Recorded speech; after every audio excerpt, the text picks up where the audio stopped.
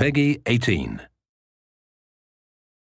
In this 4-part series, get an inside look on the making of one of the most anticipated titles in gaming history. This is Inside Assassin's Creed 3.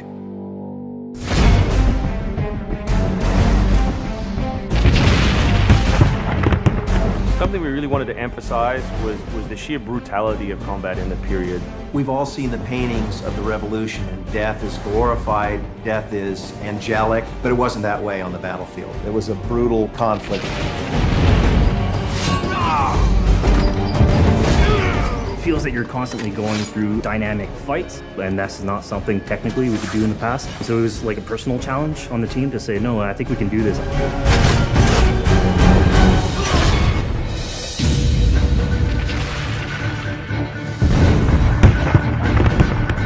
These armies are filled with different types of weapons.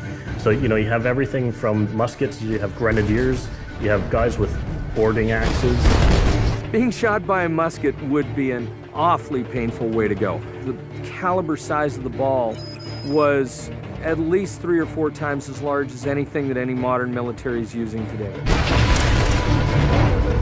After the muskets were discharged, they would charge with their bayonets. What basically is a giant spear, and he has every intention of running that through you. They would shoot and then they would march, and that hand-to-hand combat was really brutal. And whether it's people using a bayonet affixed on the end of a musket, a small hatchet, this is a kind of killing that is very mano a mano.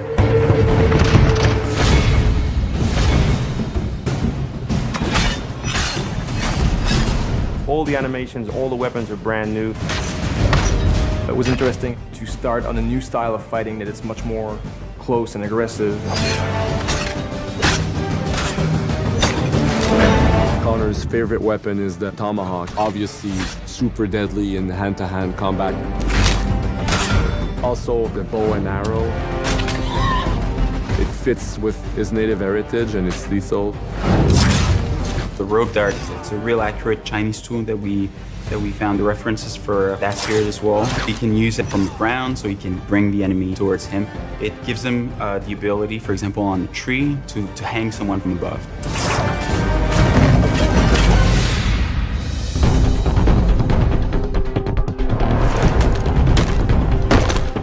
In Assassin's Creed 3, the one thing that we decided to do is to revamp the fight system from scratch. We wanted the skill in the combat in the game to be about transitioning from character to character by choosing the right moves, by performing them correctly. It allows you to basically mow your way through large numbers of people if you're good enough without stopping. What do you do if you go into a bunch of guys with muskets and they try and shoot you? So we had to figure out, can you dodge them? Can you run away? And we've added all these options, but our big one is the meat shield, where you can grab a guy and he gets shot instead. Our mocap guys are stuntmen. We spend a long time with them rehearsing and figuring out exactly what would be the greatest choreography. We had to go through, like multiple people. Connor is trained in a very different style of fighting to the British soldiers.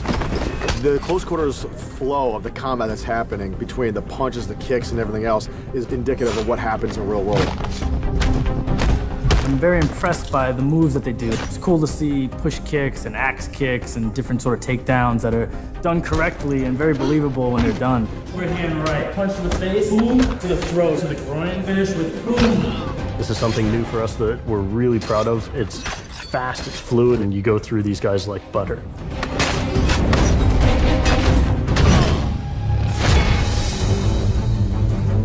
Connor is essentially the first guerrilla fighter. He's someone whose goal is always to move behind enemy lines, to pick off his target, and to escape.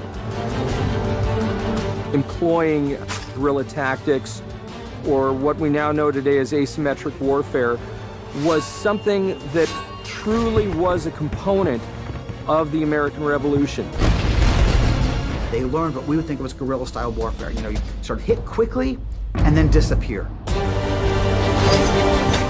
American tactics were really frowned upon by the British because the Americans did adapt the tactics that were used by the Native Americans from the French and Indian War. The first big battle at Lexington and Concord takes place on a New England town green. And as the soldiers march back to Boston, they are marching along a dirt road lined by stone.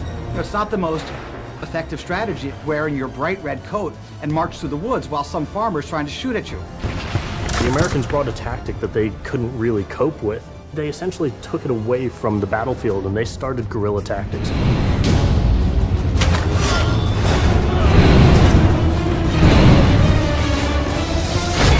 Next time on Inside Assassin's Creed 3, the hero behind the war.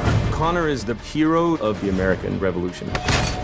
He's a bit more like Dirty Harry. Connor is the current day Special Forces soldier. Silent, stealthy. He's fighting for freedom and he's fighting against tyranny.